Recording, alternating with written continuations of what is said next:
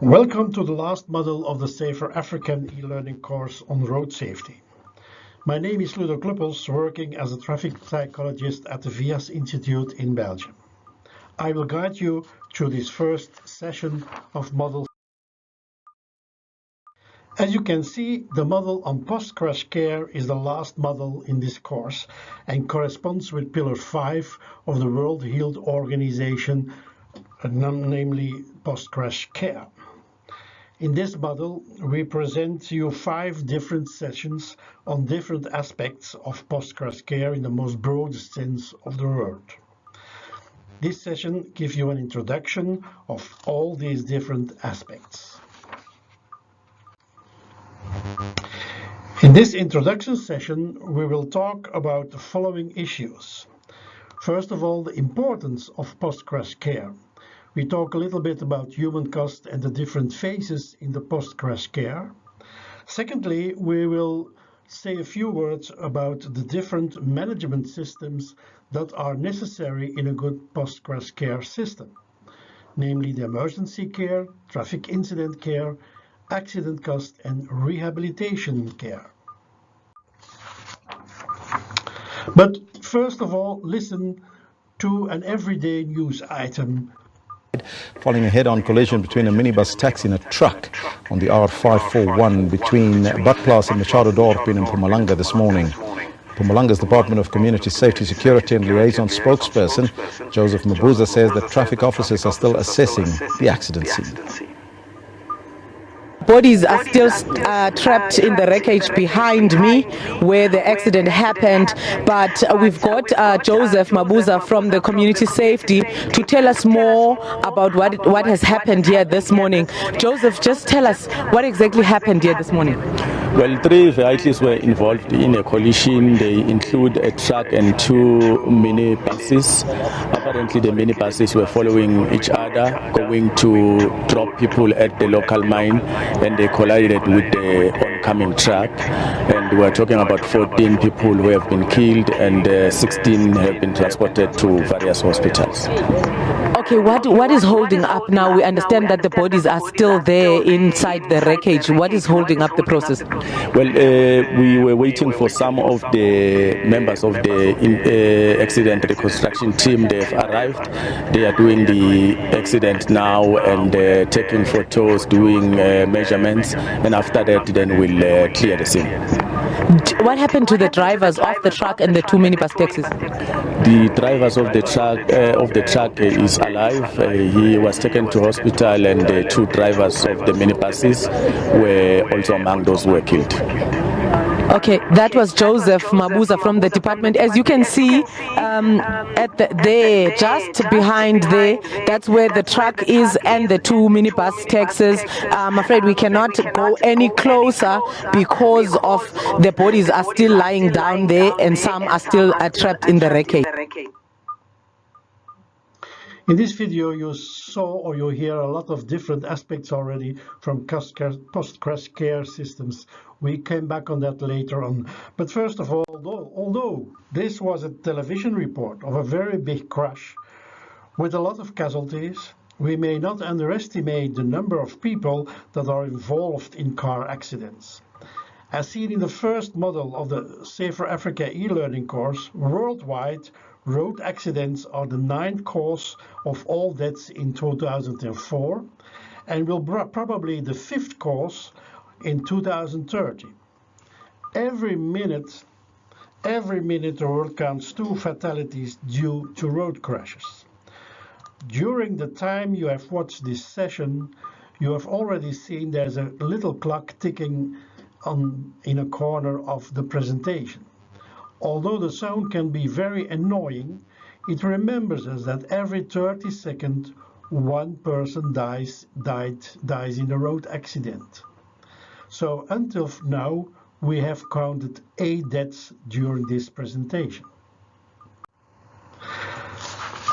To stop the growing number of fatalities, especially in low and middle income countries, and to reduce the high number of fatalities and seriously injured victims that are the main objective of the World Health Organization Road Safety Action Plan. The target is set on a decrease of 50% in 2020 in comparison with 2011. This demands a lot of different actions. As seen in previous models, in general, 3 approaches need to be integrated: education, engineering, and enforcement. In the latest WHO Road Safety Technical Package, Safe Lives, the core components of this Sustainable Development Goal targets on road safety are defined as speed management, because speed is the main cause of injuries, leadership on road safety improvement, infrastructure design and improvement, vehicle safety standards, enforcement of traffic laws, and survival after crashes. In this model, of course, we focus on the last one, post-crash care response. Post-crash care, it can take a long time, and it contains a lot of different aspects and actions. We will distinguish here 3 important periods in which a response has to be given. First of all, the urgent response at the accident scene. Injury care is extremely time sensitive. Delays of minutes can make the difference between survival or death. Also, protection of the accident scene to prevent secondary crashes is at that time very important. After the crash, once the victims are away of the accident scene, well, will they be treated as best as possible? Is there a well-equipped hospital and well-educated doctors to help victims in the best way? But also, is police making the accident scene free so that normal traffic can continue? And is there a solution for the payment of the care? In a further follow-up process, what's happening after the emergency intervention and the medical treatment? Injuries can have a long-term impact for the person himself as for his family. Post-crash response has different dimensions. We will give a short introduction on 4 different systems involved in post-crash care. The emergency care management, what is happening on the medical side and on the psychological side during the treatment. Traffic incident management, that's about what is happening on the road at that time. There's also an accident cost management. People will be paid for the damage they have had or for the medical care they need. And last of all, there is a rehabilitation care management. What's after the treatment? Can people be reintegrated in social life? Post-crash care could save a lot of lives. Katogol stated in 2014 that if low and middle income countries could upgrade only their emergency care system at the same level of high-performing countries, the number of fatalities will already have decreased with 500,000 a year. Let's focus a little bit on the emergency care management, which is in fact not specific to road crashes. It concerns all emergency situations with sudden illness or injured people and the post-incident chain of events. It is in turn divided into different parts. The first part of the chain starts with the action taken by the victim himself or more commonly by bystanders. Bystanders could be family or other citizens, but also the first professional responders at the scene, the police or the fire brigade. In critical situations, these people can save lives if they know how to handle life-threatening injuries and health situations. The second part of the ECM is the transport to the hospital. What kind of transport is available, and can they reach in time the accident scene? And the third part, of course, is the hospital care itself. Different factors need to be considered in the choice of the most appropriate hospital.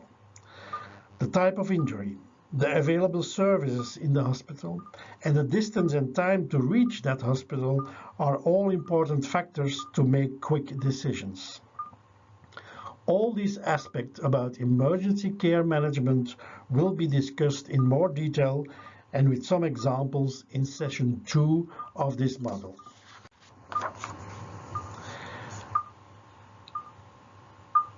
Key performance indicators for this ECM can be formulated as follows. Is there an existence of one unique national emergency call number so that everyone knows what to dial when there is an accident? The existence of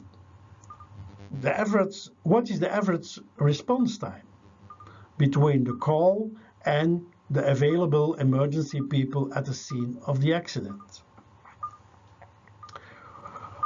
The percentage of victims transported by ambulances. In most African countries, the most people or the most victims are transported by normal cars, by normal people, not by ambulances. Is the staff of the ambulance, but also the trauma staff in the hospital, good trained for this kind of specific care? And of course, you can also count the number of emergency beds per 100,000 inhabitants, or the number of emergency stations per 100,000 inhabitants, or maybe better, per 1,000 kilometers of roads. These are KPIs you can evaluate emergency care management on basis of this kind of KPIs. The second system, the traffic incident management, consists of a planned and coordinated multidisciplinary process to detect, to respond, and to clear traffic incidents so that traffic flow must be restored as safely and as quickly as possible. Effective TIM reduces the duration and impact of traffic incidents and improves the safety of motorists, crash victims, and emergency responders. We can introduce 5 challenges in these fields. First of all, about detection and verification. It's about a precise location of the accidents. Where do emergency services has to go to? And a determination of the nature of the incident. What kind of help is needed or is wanted? Secondly, it's about travel informations. Can we inform other road users of the accident spot to warn them or to help them to choose other roads to get home? Third, there is a strategy for a safe and rapid deployment of all services. This has to do with communication between services and the possibility to access to the incident scene, which is sometimes very difficult, not only because of the distance, but also because of the congestions around the scene. The fourth challenge is about scene management and traffic control. This can prevent secondary accidents and also solve some problems of other road users. And the fifth challenge is about the quick clearance and recovery of the road surface. Most of the time, the recovery can be done directly. Sometimes it is not possible. Then it is necessary to have a good signalization to warn other road users. More of this topic will be discussed in session 5 of this model. The Accident Cost Management System of ACM. Reviewing practices worldwide, the European Federation of Road Victims describes 4 action domains in the area of ECM. First of all, what's about victim rights? In general, it is in most cases a problem of lack of information on the legal procedures, when and how to make claims, what is happening during the investigation, which support is available. Secondly is about collision investigation, and this serves two objectives. First of all, justice must be done to the victims and their family.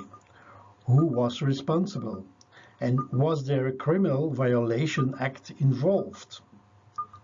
Secondly, such an investigation in depth or depth analysis of fatal accidents has the potential to detect other contributory factors that are important to solve for the prevention of future accidents. Criminal prosecution in general, road deaths result in less investigations, less serious criminal charges, and lighter sentences than other causes of involuntary killing.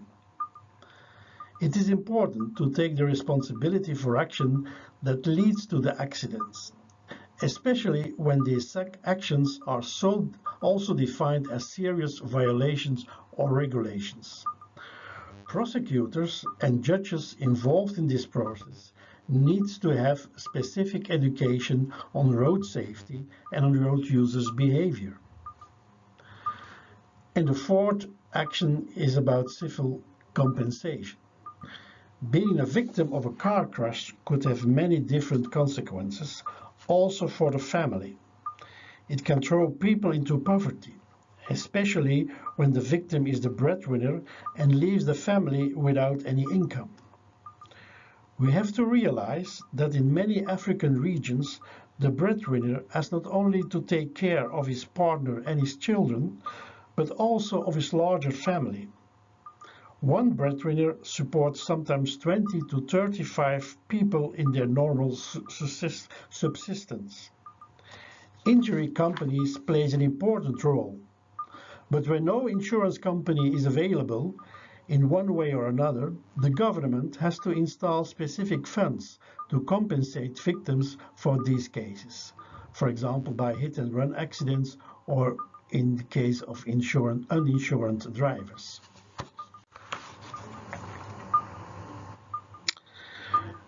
We can also define some KPIs, key performance indicators, for the ACM. It's about the number of vehicles with an insurance policy, the existence of a law on mandatory in-vehicle insurance, the percentage of depth analysis of fatal accident that is done by the government or the police or a special bureau, and is there a regulation on civil compensation when no insurance company is involved? More on this will be discussed in session 4 of this model. At least the fourth management system is about rehabilitation care. And it's necessary to invest to reintegrate the victim and his family into normal life. This rehabilitation process starts already at the emergency care level. As stated by the European Federation of Road Traffic Victims, long-lasting psychological and social suffering of relatives may result from the way they are approached by emergency caregivers. Psychologists will play an important role. This is not only a medical and psychological problem, but it's also a social problem. Staying disabled or having chronic pains have an impact on the possibilities to retake or to get a job or an income. Additional problems may occur, such as getting access to buildings, public transport, etc. More specifically, drivers and certain professional drivers, driving capacities and fitness to drive should be reassessed during this rehabilitation program. More on these topics is available in session 2 and in session 3 of this model. Thomas was a victim of a car crash, although he was alone in his car.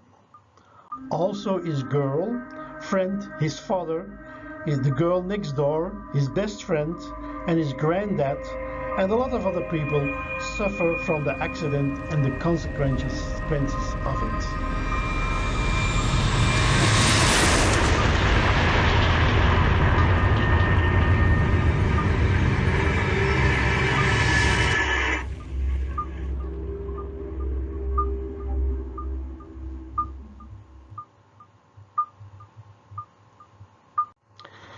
This short introduction was meant to give you an overview of all the different aspects concerning post-crash care. The 4 next sessions in this model are medical care and rehabilitation, which talk about emergency care management and a part of the rehabilitation care management. The mental health care, which is a part of the rehabilitation care management. We talk also about an integrated approach, focuses on accident cost management. And there are some side components which will give some notions of traffic incident management. I wish you a fruitful journey through this model. And our clock indicates now 21 minutes. So during this short presentation worldwide, 41 and 743 people died in a traffic accident. Thank you for your attention.